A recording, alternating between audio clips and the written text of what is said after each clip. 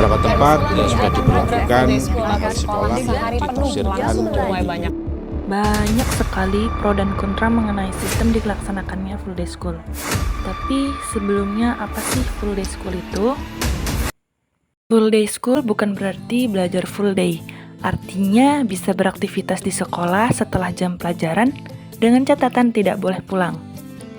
Menurut Menteri Pendidikan dan Kebudayaan, anak-anak bisa mengerjakan tugas di sekolah sampai dijemput orang tuanya, artinya tidak ada PR atau tugas yang akan dikerjakan di rumah. Tapi masih banyak tuh guru atau pengajar secara sadar ataupun tidak masih memberikan tugas dan PR kepada para siswanya. Sebelum itu, mari kita simak sejarahnya full day school.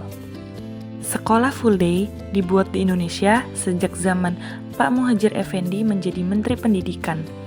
Tujuan dilaksanakannya full day school tentu saja baik.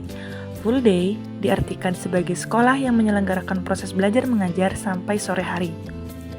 Full day dalam artian bukan 24 hours a day, tapi umumnya sekolah full day melakukan proses belajar mengajar kira-kira antara pukul 7 sampai pukul 16. Menurut Menteri Pendidikan Budaya Indonesia, Pak Muhadjir Effendi, eksekutif dari Kompas tahun 2016, sistem full day school ini secara perlahan anak didik akan terbangun karakternya dan tidak menjadi liar di luar sekolah ketika orang tua mereka masih bingung pulang kerja. Beliau mencontohkan secara Finlandia memiliki sistem pendidikan yang sangat maju karena sudah lama menerapkan metode full day school dan berhasil menciptakan sumber daya manusia yang berkualitas dan berhasil membangun pendidikan karakter yang positif. Sekolah full day sebetulnya sudah lama diterapkan di beberapa negara maju seperti Amerika Serikat, Korea Selatan, Singapura, Inggris, dan negara-negara lain. Nah, kita harus paham latar belakangnya. Kenapa sih sekolah full day diselenggarakan? Karena pada umumnya di negara-negara itu, kedua orang tua mereka bekerja, maka anak-anak tidak akan mendapat pengawasan atau pendampingan dan bisa jadi anak-anak akan melakukan kegiatan-kegiatan yang mungkin kontraproduktif dari aspek pendidikan, seperti nongkrong, main HP seharian, main internet seharian, ataupun kegiatan yang tidak produktif lainnya. Ya, kalau dilihat-lihat, full day school ada dampak positif dan negatifnya. Salah satu dampak positifnya, waktu belajar yang lebih lama.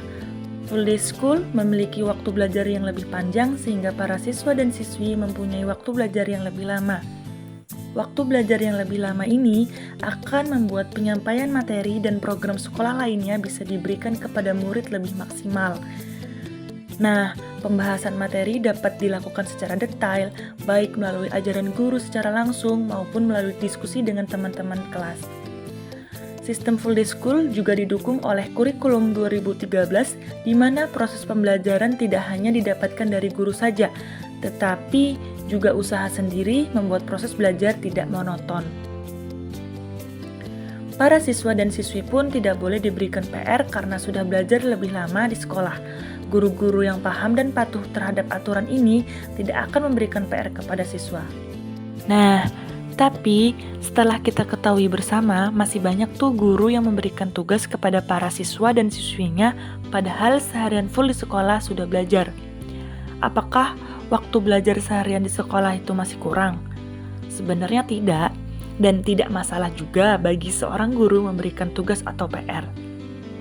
Perlu diingat bahwa PR adalah sesuatu yang fungsinya mengulang atau mereview pelajaran dan tidak akan menjadi beban bagi siswa.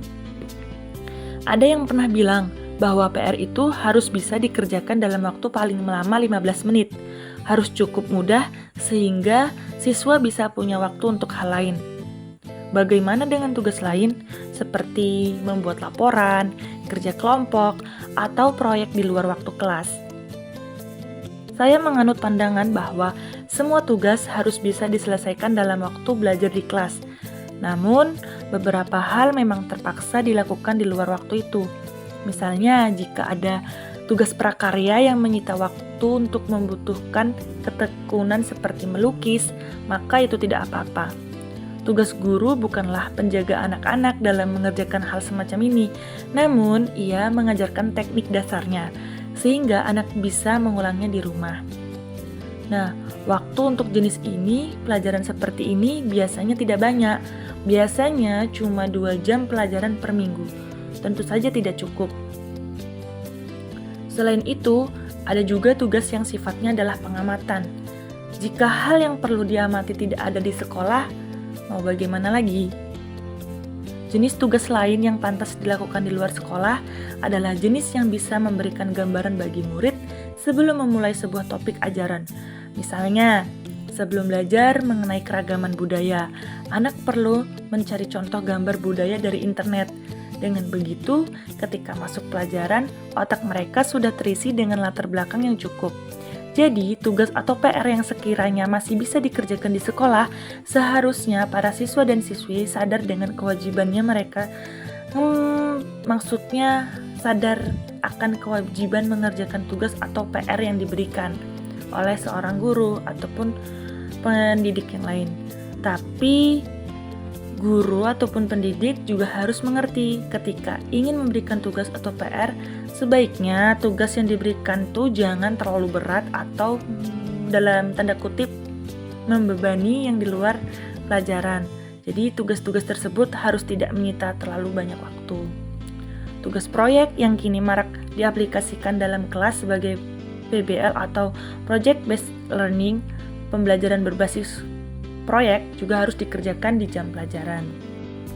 Lalu, salah satu dampak negatif dari full day school ini yang sering kali dibicarakan yaitu mengenai pendidikan karakter dan pendidikan moral. Full day school dapat mengancam keberadaan TPQ. Apa sih TPQ itu?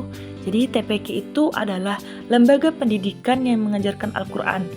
Para murid atau santri biasanya datang ke masjid atau tempat kegiatan TPQ menjelang sholat asar, sekitar pukul 3:30 ataupun jam 4. Mereka datang dalam kondisi badan yang bersih dan segar karena sudah istirahat dan mandi sore. Namun, kebiasaan itu sulit bisa dilakukan jika nanti anak-anak harus di sekolahnya sampai sore. Ya, sesuai dengan jam full day school dari jam 7 sampai jam 4.